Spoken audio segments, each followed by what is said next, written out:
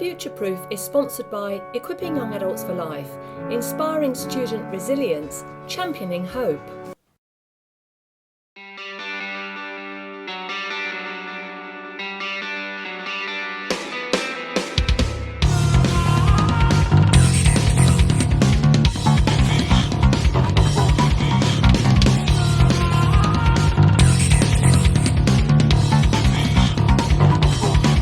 Hearing yourself speak. That was a big lesson that I learned. Sometimes things can really magnify in our brains, or we can be slightly warped in our thinking. When we articulate something and we actually explain it, we can either, number one, say, oh my gosh, I can't believe that I was annoyed that you put the tissue down there instead of there, when you actually articulate it.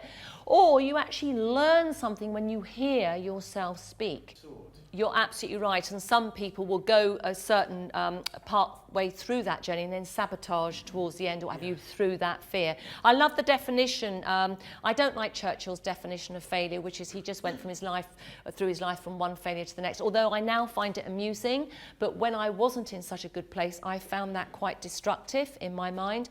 I love the definition of failure as an opportunity to start again more intelligently, and I love that. And clients that I work with, when you start again, you usually hit the road running, and you catch up time. You make such fast progress compared to the first time that you made that journey. A lot of people think that some of the greatest fears are of death or of spiders or falling, but research has shown that top of the list is usually speaking in public. And what I always say when I'm training people is preparation is all about me. So I spend hours preparing. But on the day, in my prayer, I'm sat back on the radiator there. It's nothing to do with me now. I want to give as much value to the room. And when you move that onus away to say my priority is to give as much value to the room, then actually the audience will pick that up, and they will be forgiving of whether you've got the right trousers on or whatever else it may be, tie, or whether you make mistakes, because they will pick up the value. And so the third one for me was, leading on from what you just said, is the importance of peace and acceptance. I was crying out for peace and acceptance. As human beings, we often want to know that we're loved or good enough, and acceptance that actually I was okay as I was. And I want to unpack on the back of that energy vampires. Have any of you heard about the energy vampires? Oh, you're going to love them. You're going to really love them. Okay, as I go through them, and I always have to say this, as I go through them, you will think of somebody. And if you've come with a friend, you might even think of your friend.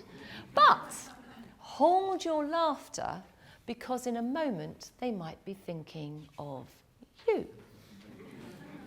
So the first one, energy vampires. How many of you go into work on a Monday morning, and until you got wise to this person's habit, you go in and go, morning, how are you? And they go, oh, life.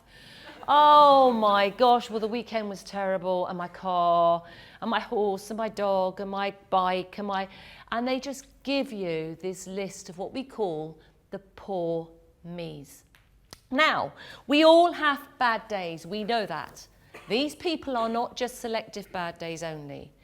Every time you ask them, how are you, what have you, they will give you a list of poor me's. So you listen to them until you stop asking them how they are. You listen to them, and as they have given you the list, you feel you are draining. They have finished their list and they go, anyway, see you later. They're energized. And you're sat there going, brilliant, Monday morning, where's the coffee? Next one, people who are aloof. These people will diss you.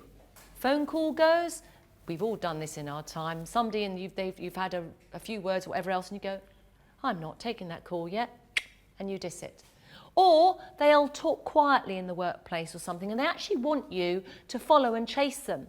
So you might say, oh, could you tell me where that file is? And they go, yeah, it's on the top shelf at the back. And you're running behind them going, sorry, I can't hear you. What was that? And they're going, they want you to chase. Next one, which is my preferred style, or was my preferred style. I'm changing behaviours, remember. That's the intimidator or the bully. I talk about when my kids were younger, they're now 28 and 25. And if I went to school, if I went to work, and I said, can you make sure your rooms are tidy when I get back? And if I got back and they were sat maybe in the same room together and the room wasn't tidy, I would stand at the door and give them the look. My maiden name was Bond. We used to call it the Bond look. Do you have a family named look that you all have? Sometimes you don't even need to say anything. And before now, I was told my body language could stink. And I didn't even have to say a word. Or you can stand too close to somebody, which is just overpowering and a bullyish way of doing things.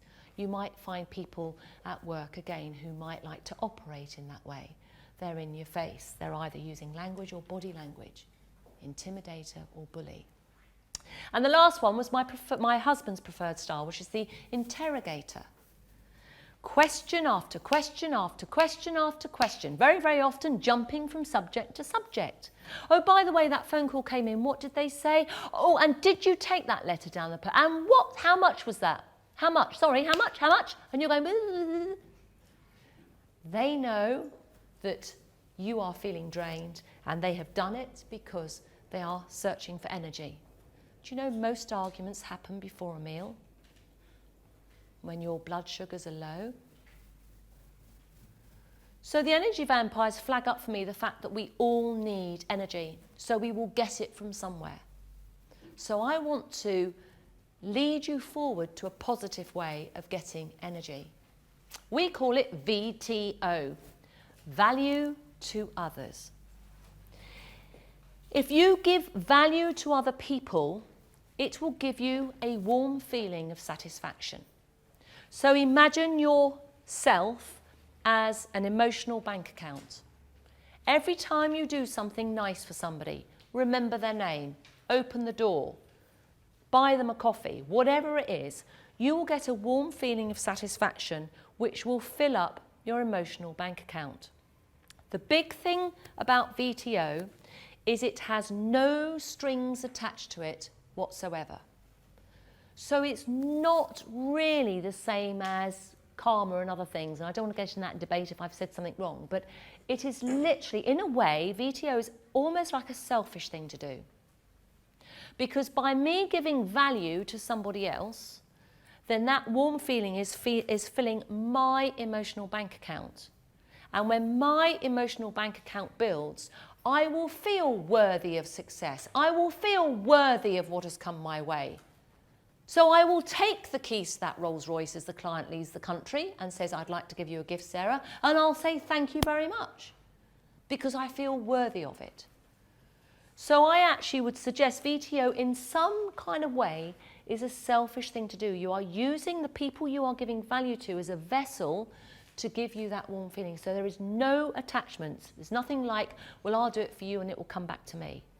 That is not the case with VTO. You just give value to other people. If they don't like it or whatever, fine. You just walk away and it's quite happy. You wish them well. It's not a problem. So, peace and acceptance. Some of you have seen things you should never have seen. Some of you have had things done to you that should never have been done to you. Some of you have done things you should never have done. And maybe you have upset loved ones by them seeing things they should never have seen. But there's good news. Tomorrow is another day.